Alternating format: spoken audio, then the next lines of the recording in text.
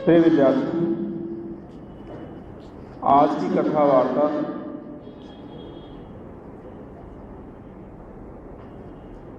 चाचा चौधरी की है। सारा गांव में चाचा चौधरी ही कहता, चाहे कोई छोटा हो या बड़ा, इससे कोई फर्क नहीं पड़ता। सब उनके लिए एक ही संबोधन का प्रयोग करके चाचा चौधरी। और उनका घर मेरे ही गांव में है, लेकिन मेरा घर गांव के एकदम बाहर है और उनका घर गांव के एकदम अंदर, बहुत अंदर जाकर उनका घर है। ठीक से रास्ता भी नहीं है और उनके घर में अब जगह भी बहुत कम हो गई है, क्योंकि धीरे धीरे उनका परिवार बड़ा हो गया। अब वहाँ परिवार को रहने के लिए भी जगह कम पड़ती है। ऐसी स्थिति में जानवरों को कहाँ रखेंगे, भूसा कहाँ रखेंगे। अब इस समस्या का निजात पाने के लिए वे गांव से बाहर बागीचे में अपना एक घोठा बनाते हैं। घर का अर्थ आप समझते हैं, जहाँ सब परिवार रहा जाता है, जहाँ हर तरह की व्यवस्था होती है। और घोठा वह स्थान है जहाँ खेत खलिहान का सामान रखा जाता है, अनाज भूसा रखा जाता है, खरपतवार रखा जाता है और जानवरों के रहने की व्यवस्था होती है। तो वे घोठा पर ही रहा करते, गांव के बाहर, एकदम बाहर गांव के। उनके घोठे से थोड़ी ही दूरी पर यही वाली रेलवे लाइन है जो यहाँ से होकर गुजर रही है आपके बगल से। वैसे भी वे घोठे पर रहते तो बहुत ही कम है। और उधर जो है, जैसा कि मैंने बताया, रेलवे लाइन है, घना बगीचा है, जंगल है, उधर लोगों का आना जाना बहुत कम होता है। चौधरी चाचा की तमाम विशेषताएं हैं। जैसा कि मैंने कहा भी, गांव पे कम ही रहते हैं। उनका कुछ ऐसा ही काम है कि बराबर बाहर जाते रहते हैं और अगर गांव में रहते तो बिना गांव घूमे मानते नहीं। अपना ही गांव क्या, दूसरे गांव में भी चहलकदमी कर ही लिया करते थे। उनकी विशेषताएं, उनके क्रियाकलाप, उनके हाव भाव और उनकी आदतें आज भी हमारे मन में उसी तरह अंकित हैं जैसी उन दिनों हमने सुन रखा। एक दिन का वाकया है, शाम का समय था। वे अपने घोड़े पर ही बैठे हुए कुछ कर रहे थे। तब तक रेलवे लाइन की तरफ से एक संत महात्मा आ रहे हैं। अंधेरा हो रहा है, वहीं रुकने की इच्छा व्यक्त करते हैं। चाचा चौधरी को पहला यह अवसर मिला हुआ है कि कोई संत महात्मा उनके दरवाजे पर आया है। बहुत प्रसन्न भाव से उनके रात्रि विश्राम की व्यवस्था करते हैं। और जब रात्रि विश्राम की बात है तो भोजन छाजन की बात भी होनी है। घोड़े पर, जैसा कि मैंने बताया आपको, भोजन की व्यवस्था नहीं होती है, क्योंकि वहाँ परिवार नहीं रहता है। लेकिन जानवर हैं, गाय भैंसे हैं, तो दूध तो वहाँ है ही। अब भोजन की जहाँ तक बात है तो भोजन तो गांव पर बनता है। वे महात्मा से कहते हैं, देखिए भोजन तो गांव में बनता है, शाम का समय हुआ है और गांव के लोग तो आप जानते ही हैं, शाम तक खा के जल्दी ही सो जाते हैं, इसलिए घर से भोजन लाना मुश्किल है। यहाँ दूध है और देखिए यहाँ कुछ आटा भी है। अगर आप कहें तो इसी आटे की भौरी बन जाएगी और दूध है ही है, आप भौरी और दूध खाकर सो जाएंगे। वैसे भी संत महात्मा को इतनी कहाँ उम्मीद थी कि दूध भी मिलेगा और साथ में भौरी भी मिलेगा। उन्होंने कहा, यह तो उत्तम है, अब इसके अलावा और कुछ आवश्यकता नहीं है, ये मेरे लिए बहुत है, अब कुछ नहीं चाहिए। तो उस रात महात्मा ने उसी जगह यानी कि चाचा चौधरी के गोठे पर ही भौरी लगाया, दूध के साथ उसे खाया और फिर सो गए। सोने से पहले उन्होंने कहा कि देखिए, प्रातः होते ही मैं चला जाऊंगा। हो सकता है कि आप सोते रहें तभी मैं चला जाऊं, क्योंकि मेरी यात्रा लंबी है, बहुत दूर जाना है।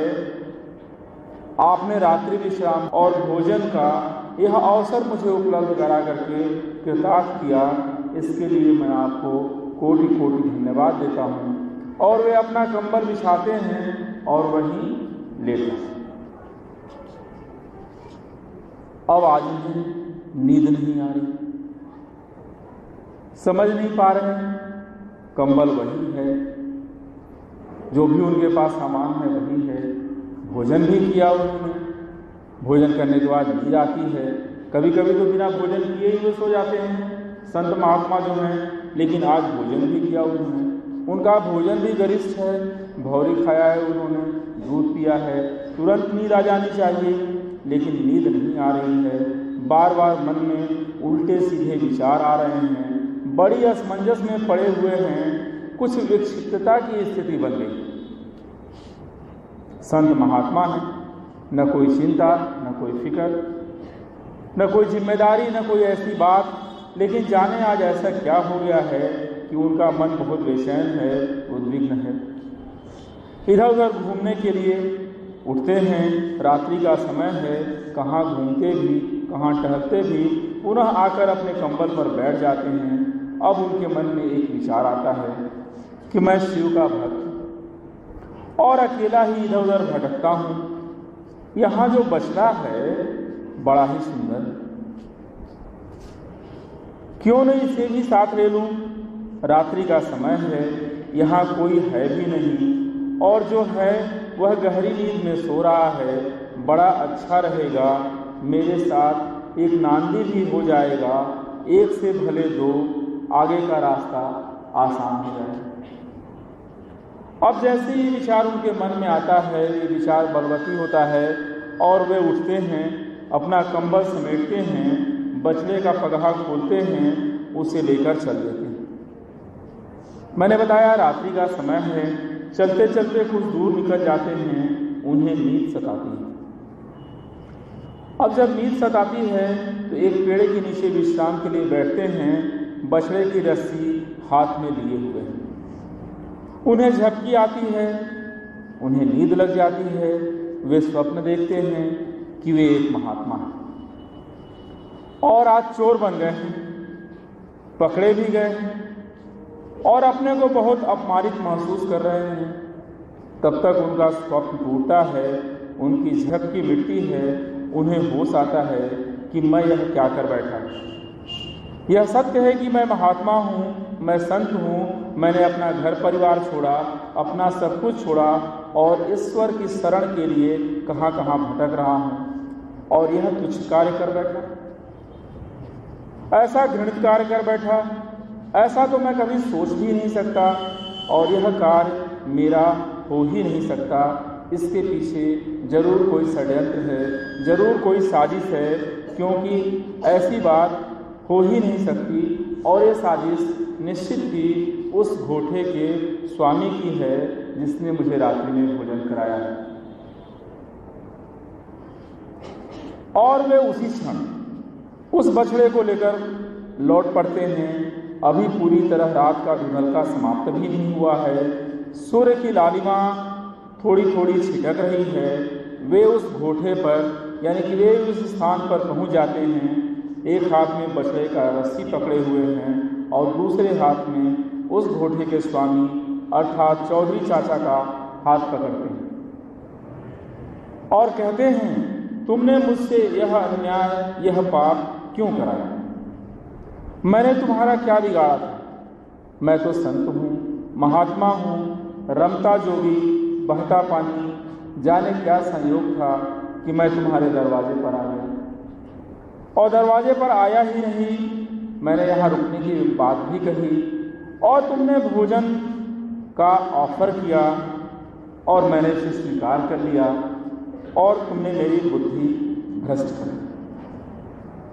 कि तुम इस घटना का राज जानते हो, बता दो, वरना मुझे ही स्वयं कुछ करना होगा।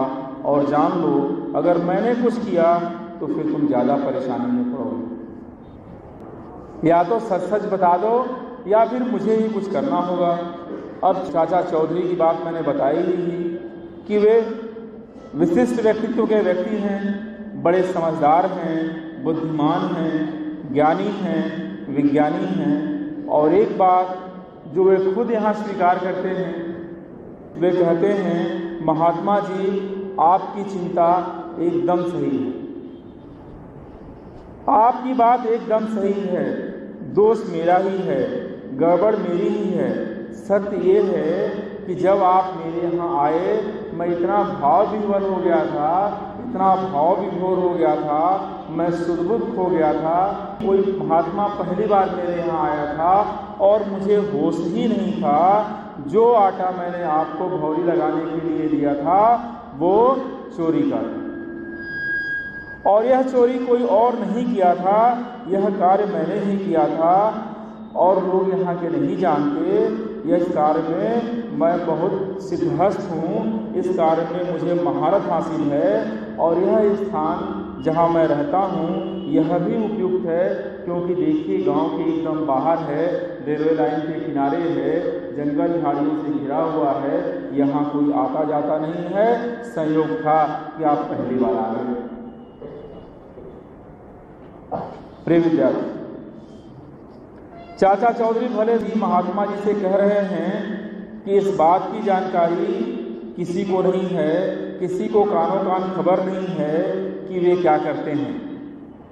लेकिन जब हम लोग उस समय बच्चे थे, तो जब हम जैसे बच्चों को इस बात की जानकारी थी तो आप इसे उनका ओवर कॉन्फिडेंस ही कह सकते हैं।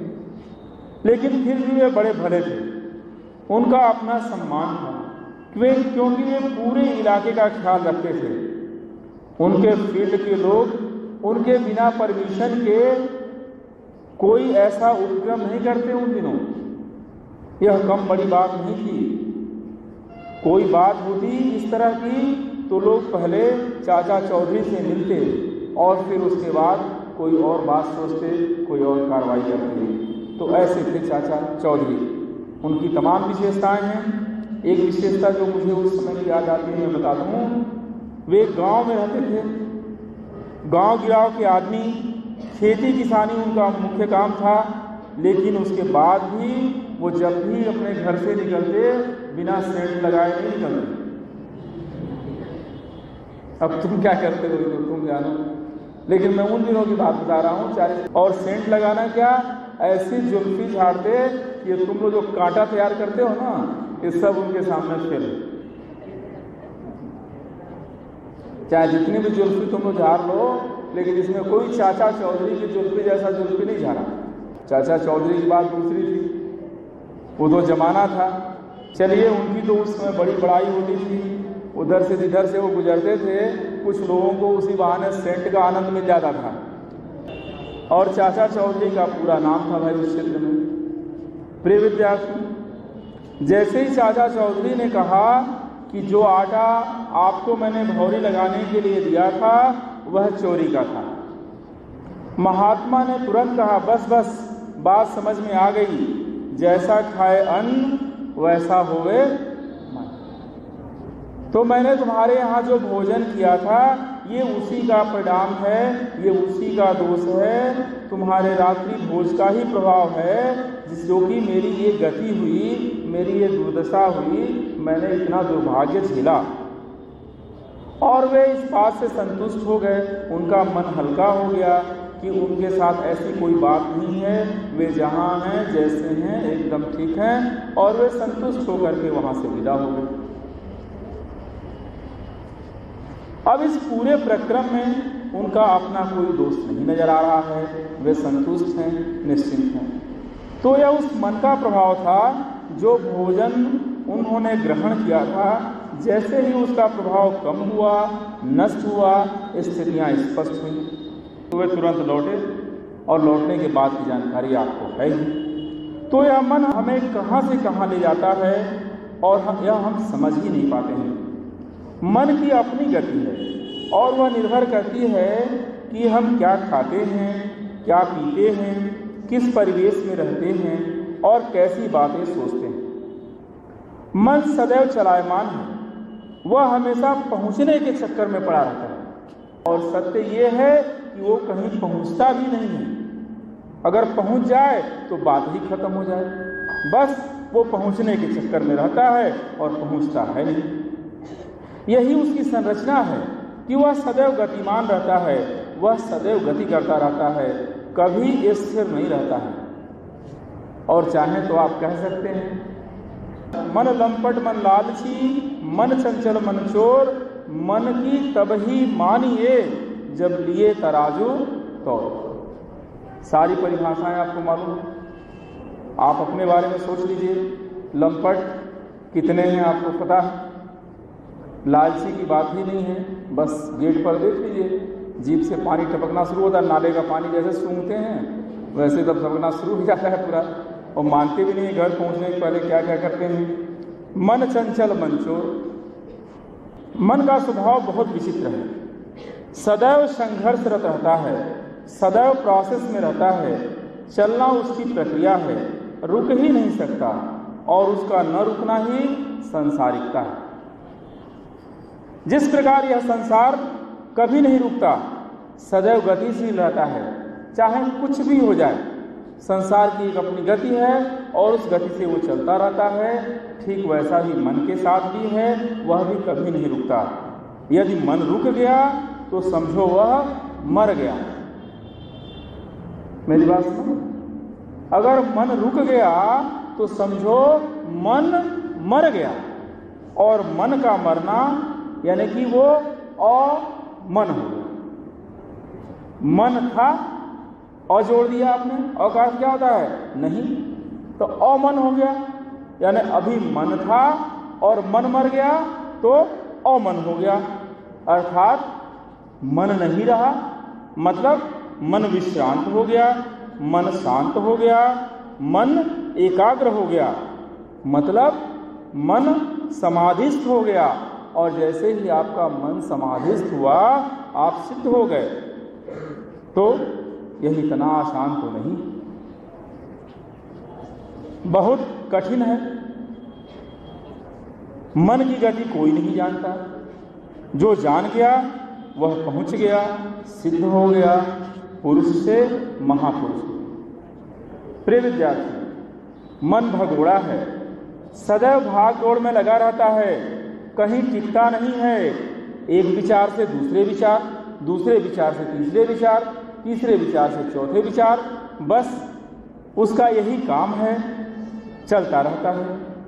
और इस जीवन की पूरी प्रक्रिया केवल इस मन को अमन करने की है, या यूं कहूं कि अमन करने में लगी हुई है। अब मैं कहूं आपसे, और तो और आप जो ये पढ़ लिख रहे हैं यह भी क्या है, यह भी मन को अमन करने की क्रिया है, मन को मारने की क्रिया है, मन को विश्रांत करने की क्रिया है, मन को शांत करने की क्रिया है और मन को एकाग्र करने की क्रिया है। क्या कहा जाता है आपसे?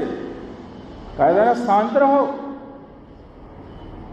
आपसे कहा जाता है कि ध्यान करो, ध्यान दो।